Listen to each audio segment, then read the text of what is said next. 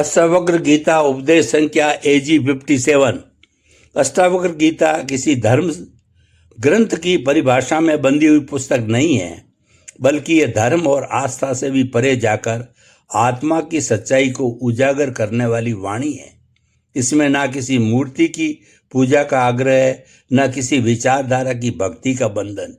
यह सीधे उस आत्म स्वरूप की ओर संकेत करती है जो न जागता है न सोता है, बस सदैव अस्तित्व मान रहता है। जब साधक अपनी इच्छाओं, साधनाओं, अनगिनत खोजों से थक कर मौन की गहराई में उतरता है, तभी यह सत्य उसके सामने प्रकट होता है। इस आत्मा में न भय की छाया है, न मोह का बोझ, न ही कर्मों का आग्रह है। केवल अनुभूति है कि जो तू है वही पूर्ण है, शांति है और सत्य है। साधक को शब्दों से समझाया नहीं जाता, बल्कि उसे झकझोर कर जगाया जाता है, ताकि वह स्वप्न लोक से वास्तविकता में आ सके।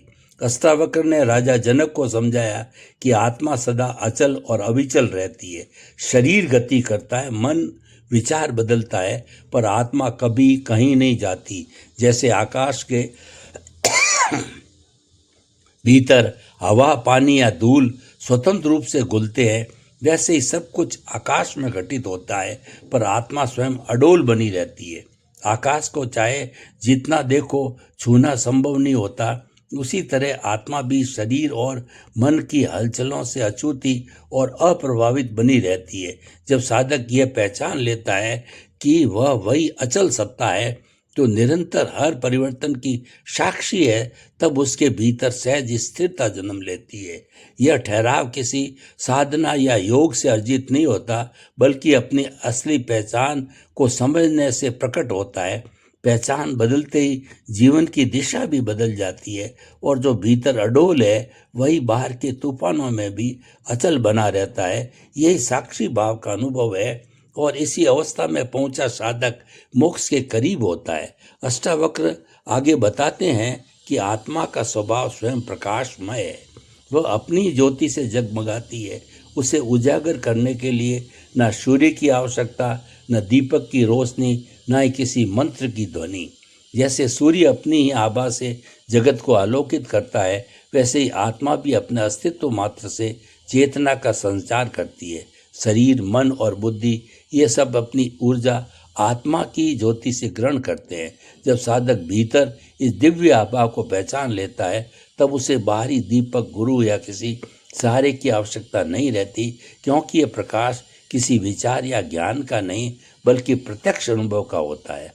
आत्मा के इस प्रकाश का साक्षात्कार होते ही साधक समझ जाता है कि वही उसकी उपस्थिति का सबसे बड़ा प्रमाण है। ये आंतरिक ज्योति ऐसा आनंद जगाती है जो किसी भी परिस्थिति, सुख दुख या उतार चढ़ाव से कभी मंद नहीं होता। यही आत्म प्रकाश सत्य की पहली झलक है। आत्मा हर रूप, नाम और सीमा से परे है। वह ना पुरुष है, ना स्त्री, ना ब्राह्मण है, ना शूद्र, ना उसका कोई नाम है, ना गोत्र। वह किसी जाति, किसी रूप, किसी विचार या किसी कल्पना से बंधी नहीं।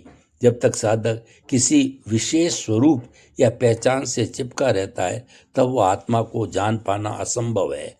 आत्मा का सच्चा अनुभव तभी संभव होता है जब व्यक्ति अपनी सारी सामाजिक, मानसिक, धार्मिक और दार्शनिक पहचानों को त्याग देता है।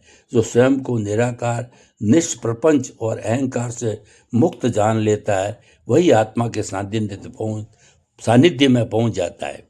जब मैं की सीमाएं, धारणाएं और पहचानें पूरी तरह मिट जाती है, तब जो शेष रह जाता है वही शुद्ध आत्मा है। यही रूपातीत बोध परम सत्य का संकेत है। आत्मा स्वयं किसी क्रिया में संलग्न नहीं होती, जबकि संसार की हर वस्तु गति और परिवर्तन से बंधी है। शरीर चलता है, मन विचार करता है, इंद्रियां अनुभव करती है, पर आत्मा तो केवल साक्षी भाव से स्थित रहती है। वह ना कुछ करती है, ना किसी से करवाती है, ना ही किसी इच्छा से बंधी होती है। केवल अपनी मौन उपस्थिति से ही सृष्टि की समस्त गतिविधियां घटित होती है। साधक जब मैं ही करता हूँ इस भ्रांति से मुक्त होता है, तभी आत्मा की उस निष्क्रिय परंतु सर्वव्यापी शक्ति को पहचान पाता है। जब साधक यह पहचान लेता है आत्मा निष्क्रिय और शुद्ध साक्षी है, तब उसके भीतर गहरी शांति उतरती है, क्योंकि अब ना तो कर्मों के फल का भय रहता है और ना ही पुण्य का अभिमान। वास्तव में आत्मा की निष्क्रियता को जान लेना ही सबसे बड़ी साधना है और यही ध्यान की परिपूर्ण अवस्था है। यह संसार केवल एक दृश्य है, परंतु अंतिम सत्य नहीं। जनक, यह जो रूप, गंध, नाम, भाव और व्यक्तित्व के रूप में दिखाई देता है, वो वैसा है नहीं जैसा प्रतीत होता है। ये सब एक स्वप्न के समान है जो चेतना के जागने पर लुप्त हो जाते हैं।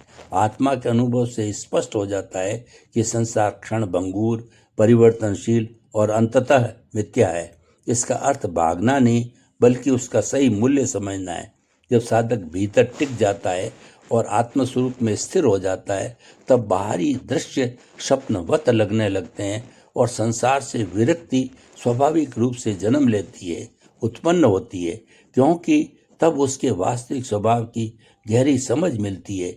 यह बोध साधक को मोह और आसक्ति से मुक्त कर देता है और तब वह संसार के बीच रहकर भी उससे परे हो जाता है। ये जनक, ये स्मरण रखना कि बंधन वस्तुओं में नहीं बल्कि इच्छाओं में है। वस्तुएं कभी नहीं मानती, उन्हें पाने की तड़प ही जंजीर बनती है।